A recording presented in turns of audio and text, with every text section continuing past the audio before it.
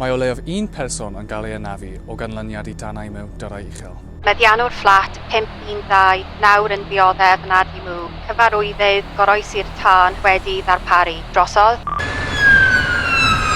Ar gyfer taled, rwy'n ni'n mynychu o leiaf un tân mewn Tyrrau Uchel bob mis. ETA'r ail injan 2 munud drosodd. Coginio a thannau ymwneud ag ysmygu yw'r achosion mwyaf cyffredin. Cadarnhawyd pobl wedi hadrodd, 3 phlentyn a chi fflat 21 drosodd. Gelli di wynebu'r reality hwn, fydde ti'n barod? Wyt ti'n gwybod lle mae dy llanfaf reis? Pa mor bell yw e o dy fflat? Pa gyfeiriad? Sawl set o risiau'r gwaelod?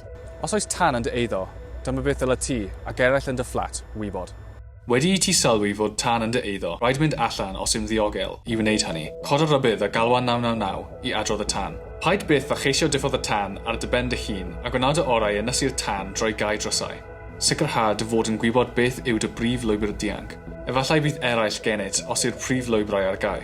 Os yw'r llwybr drwy'r drws ffrant, gwna'n siŵr fod dy gyntedd wastad yn glir yn rhydd rhag anibendod. Dwyt ti byth yn gwybod pryd all hyn achub dy fywyd. Os elli di, caia unrhyw ddresrau ychwanegol y tu ôl I ti.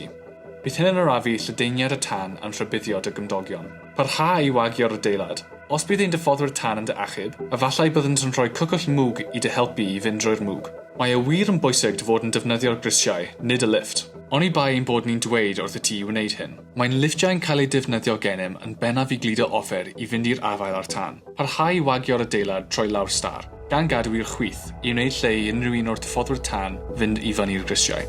Gwna'n siŵr dy fod yn ofalus pan fydd ein diffoddwyr tan yn gweithio ar y star. Efallai bydd ganddynt bibellau dŵr ac offer arall ar y llawr. Efallai gweled di gyrtyns dros y drysau. Symud â'r rhain i'r ochr I wagio. Rydyn ni'n defnyddio'r rhain I atal mwg rhag lledaenu'r adeilad.